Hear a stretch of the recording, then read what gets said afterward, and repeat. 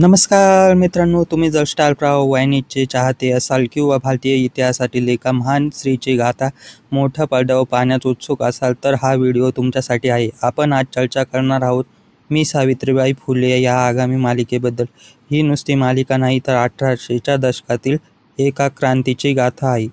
मित्रांनो, कल्पना करा तो काळ कसा असेल जेव्हा स्त्रीला शिक्षण घेण्याचा, पायात चप्पल घालण्याचा किंवा घराबाहेर मोकळेपणाने जगण्याचा कोणताही अधिकार नव्हता. समाजात मुलगी शिकली तर बिघडेल अशी मानसिकता होती. अशा अंधारात ज्योतिराव फुले आणि सावित्रीबाई हे क्रांतीचे जोडपे जन्माला आले. पण या मालिकेत नेमके काय पाहायला मिळणार आहे आणि या भूमिकेसाठी निवडलेले कलाकार किती योग्य आहेत याची संपूर्ण माहिती, मालिकेची तारीख आणि पडद्यामागील काही खास गोष्टी आजच्या या व्हिडिओमध्ये आपण जाणून घेणार आहोत. व्हिडिओ शेवटपर्यंत पहा आणि ही माहिती आवडल्यास लाईक आणि चॅनलला सबस्क्राईब करायला विसरू नका. मालिका एका महत्त्वाच्या भागावर प्रकाश टाकणार आहे, ती म्हणजे सावित्रीबाईंनी शिक्षणासाठी केलेला संघर्ष. या मालिकेत आपल्याला काय पाहायला मिळेल? सावित्रीबाईचा जन्म आणि बालपण, ज्योतिरावांशी झालेला विवाह, ज्योतिरावांनी सावित्रीबाईंना घरीच दिलेले पहिले शिक्षण आणि सर्वात महत्त्वाचे म्हणजे 1886 भिडेवाड्यात मुलींसाठी पहिला शाळा सुरू करण्याचा त्यांचा अविश्वसनीय प्रवास. तुम्ही प्रोमोमध्ये पाहिले असेलच, शाळेत जाताना त्यांच्यावर शेण आणि दगड फेकले जायचे, पण सावित्रीबाई 2 साड्या घेऊन जायच्या. एक खराब झाली की दुसरी नेसायची.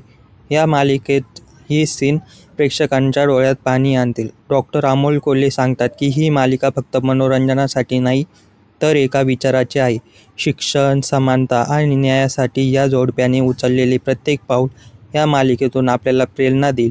ही क्रांती त्यांनी कशी घडवली व रूढीवादी लोकांना कसे समजावले हे पाहणे उत्सुकतेचे ठरेल. शिक्षणानंतर सावित्रीबाई आणि ज्योतिराव यांचे मोठे कार्य समाज सुधारण्याचे होते. समाजाच्या रूढी आणि परंपरांमुळे अनेक विधवा स्त्रिया अडचणीत होत्या. त्यांच्यासाठी या दोघांनी पुण्यात बालहत्या प्रतिबंधक गृह सुरू केली.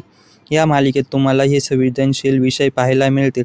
विधवांचे केशवण विरोधात हजाम सैनिक घडवून आणणे, सत्यशोधक समाजाच्या माध्यमातून सामाजिक समानता प्रस्थापित करण्याचे कार्य, यशवंत या मुलाला दत्तक घेऊन माणुसकीच हा सर्वात मोठा धर्म आहे हे दाखवून देणे, हे सगळे विषय डॉक्टर अमोल कोल्हे यांच्या म्हणण्यानुसार ऐतिहासिक तथ्यांवर आधारित असतील आणि त्याची मान्य अभ्यासपूर्ण असेल. कलाकार आणि निर्मितीची तयारी. मी सावित्रीबाई हे नाव उच्चारताच डोळ्यासमोर येतो तो शाळेच्या दारात शेण आणि दगड झेलून शिक्षणाचा दिवा तेवत ठेवणारी एक जिद्द स्त्री. याच महान व्यक्तिमत्वाची भूमिका साकारत आहे आमच्या सगळ्यांच्या लाडक्या मधुराणी गोखले प्रभुलकर. आई कुठे काय करते या मालिकेतून अरुंधतीच्या रूपात घराघरात पोचलेल्या मधुराणी आता सावित्रीबाईच्या रूपात प्रेक्षकांच्या भेटीला येणार आहे. हा बदल तिच्यासाठी किती मोठा आहे आणि त्यांना साथ देत आहे महाराष्ट्राचे लाडके अभिनेते, लेखक आणि आता निर्माते डॉक्टर अमोल कोल्हे, जे महात्मा ज्योतिराव फुले यांची भूमिका साकारणार आहेत. डॉक्टर अमोल कोल्हेंच्या दंभ क्रिएशनच्या माध्यमातून मालिकेची निर्मिती देखील तेच करत आहेत. मधुराणी यांनी एका मुलाखतीत सांगितले की सावित्रीबाईंसारखे आभाळ एवढे व्यक्तिमत्व साकारणार ही मोठी जबाबदारी आहे. त्यांनी भूमिकेचा अभ्यास करण्यासाठी अनेक पुस्तके वाचली, वेशभूषा आणि देहबोलीवर खूप काम केले. या 2 दिग्गजांना एकत्र पाहणे ही प्रेक्षकांसाठी पर्वणी ठरणार आहे. मित्रांनो, तुम्ही ही मालिका का पाहावी?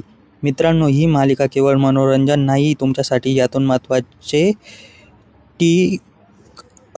टेकवेज आहेत. प्रेरणा. आज आपण जे स्वातंत्र्य उपभोगत आहोत त्यासाठी सावित्रीबाईंचा किती मोठा त्याग आहे आणि संघर्ष मोठा आहे हे आपल्याला कळेल. ज्ञान. इतिहासातील अनेक महत्त्वाचे आणि दुर्लक्षित पैलू तुमच्यासमोर येतील. उत्कृष्ट अभिनय. मधुराणी प्रभुलकर आणि डॉक्टर अमोल कोल्हे यांसारख्या मातब्बर कलाकारांचा अभिनय पाहता येईल. ही मालिका फक्त मनोरंजनासाठी नाही तर महाराष्ट्राच्या समाजकारणाची दिशा ठरवणाऱ्या 2 महान व्यक्तिमत्वांचा वंदन करण्यासाठी आहे.